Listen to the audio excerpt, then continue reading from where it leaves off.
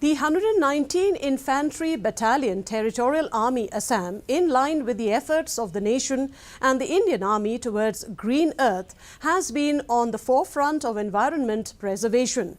This year, towards preservation, the Territorial Army Battalion organized a plantation campaign and planted 300 saplings, joining hands with the Social Forestry Division of East Khasi Hills. Major C.P. Marak, former PCCF Meghalaya, and Srimati H. Lato, DFO, were invited to commemorate the World Environment Day.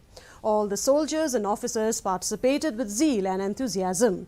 Families of the army personnel have also been leading with their contributions, planting saplings. Sepoy Karan Chetri embodied the spirit of the occasion by singing a beautiful ode on the efforts of the battalion over the years and how future plans should ideally unfold. The